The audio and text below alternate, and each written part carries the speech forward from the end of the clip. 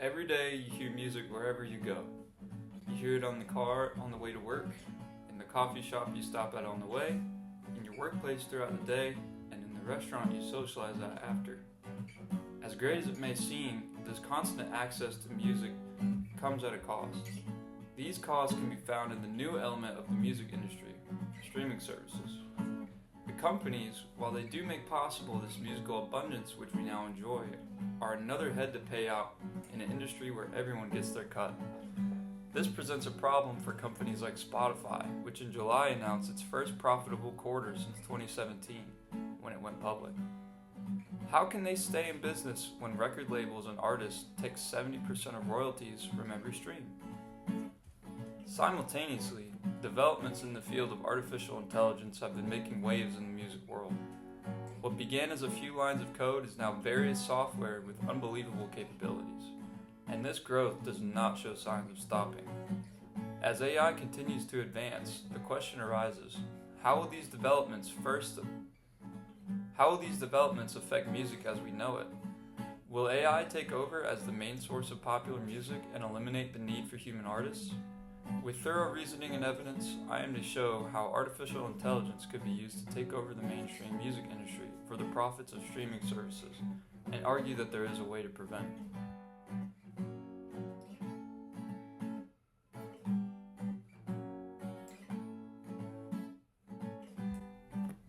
it. AI's capabilities have advanced greatly in the last few years. I encourage you to experience this for yourself by using the program Suno AI, which after being prompted with a few keywords, will generate a completed song for you in seconds. The music world has been making use of these capabilities in various ways, like the viral hit Heart on My Sleeve, created by TikTok user Ghostwriter977, which utilized AI to simulate popular artist Drake and The Weeknd. The song gained notoriety for its uncanny recreation of the artist's sound, leading to criticism from record labels and the artists themselves. This, of course, only exacerbates concerns that AI could allow the dehumanization of the art form. Although the proverbial cat is already out of the bag, how do we draw an ethical line to prevent this musical hellscape music lovers so fearfully decry? Both the positives and negatives of AI must be acknowledged to determine how we as musicians and listeners should go about using and contending with it. AI has many advantages, first among them its ability to save time. AI can also be used as a source of inspiration, offering musicians a starting point from which to build on and create new kinds of music, pushing the boundaries of humanity's creative potential. Knowing these potential benefits that music stands to gain from AI is essential for a fair assessment of what AI means for music. Now for the downsides. The time-saving aspect of AI is good for some and bad for those who want to make their living solving these problems. Entry-level positions in studios will begin to disappear as the studio chores which they are hired to do are outsourced to a computer program.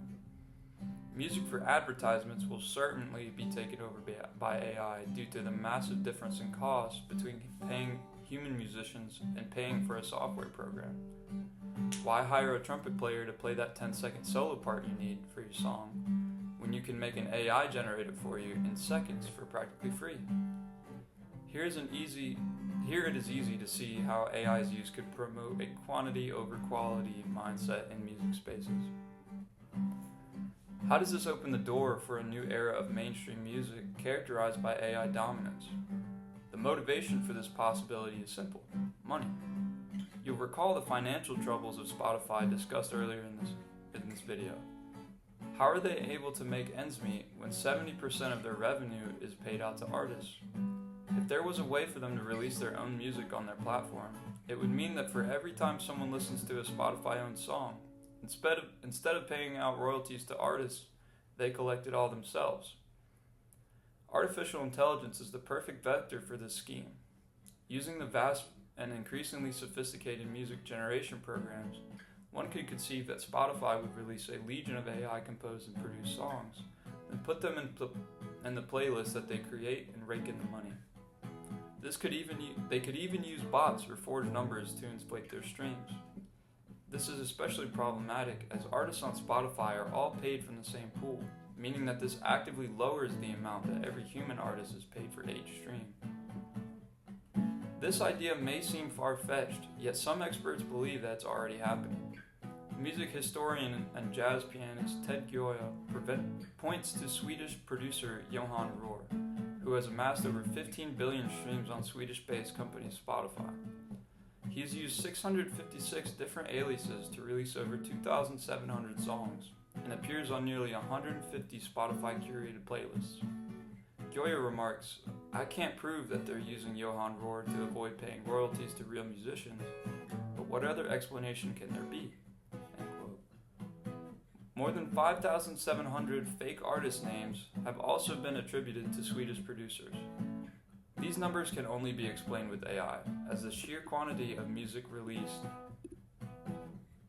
from these artists is unprecedented. Rohr specializes in what Gioia describes as, quote, banal background music, which is precisely the kind of music which AI is good at. If you are still not convinced, look no further than the North Carolina resident Michael Smith, who allegedly created hundreds of thousands of songs with AI and streamed them with bots, stealing to the tune of 10 million from Spotify. If one individual with no extensive connections in the music industry can carry out such a scheme to such success, why wouldn't Spotify?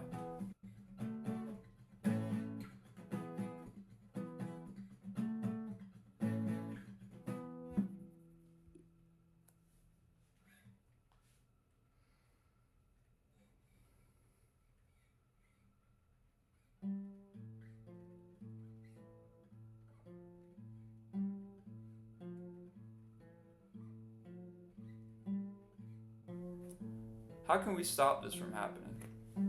There are three main pathways to prevent the AI takeover of the music industry. First among them, legal intervention.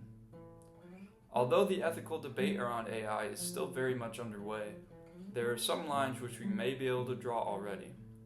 The second pathway to fight an AI takeover is supporting your favorite real artists, both popular and local. While companies like Spotify do have tremendous influence in the music world, they are still beholden to the demands of listeners, and if people want to listen to genuine human music with real people, they will have to provide that. Supporting local artists helps in the same vein, as the more that small artists gradually grow in popularity, the less market there is for AI music to occupy. A surge in popularity for independent local acts will also signal to streaming services that consumers want more authentic music. Buying merchandise and attending concerts is often the best way to support an artist, as they receive much larger share of the money made from these as opposed to royalties from streaming. The final pathway is to change the music industry itself, which of course is the most difficult, although it would be effective. Reducing the influence of record labels and allowing streaming platforms to profit from their services would stop them from seeking additional revenue streams, like a flood of AI music. Price increases for streaming services, while not the most popular decision among listeners, are a welcome change for both platforms and artists, bringing more money into an industry which has still not recovered from the switch to digital listening. This alone may not be enough to convince Spotify that the AI route is not worth the effort, having already yielded positive results following price hikes last year. The most important thing that musicians and listeners can do is listen to and support their favorite genuine artists, as music cannot be taken over by AI if nobody listens to it.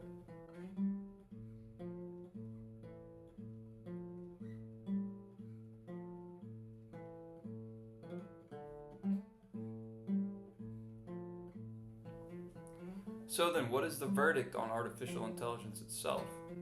Fundamentally, AI cannot operate without human input, and will only be able to be shared and listened to after being published by a human. It is a tool like any other. The problem lies in who controls the songs we listen to and their motivations. AI is just a means to an end. An inspiration for my research into this topic was Daniel Levitin's book, This Is Your Brain on Music. He believes that for the artist, the goal of the painting or musical composition is not to convey literal truth, but an aspect of a universal truth, which I believe holds true whether AI is used or not. Used in the right way, by a human artist to aid in art's creation rather than relying on it completely, it could take the medium into an exciting new territory. The important central principle which we must use to guide us through this new age is that we as artists keep telling these universal truths, which requires the human element. And AI cannot tell us about the human experience without a human telling it what that is. Through active support and a discerning ear, music lovers can ensure that music continues to encourage authentic expression and growth alongside technology, rejecting the stagnation that comes with the mass-produced AI music. So go forth and vote with your speakers. The future of music depends on it.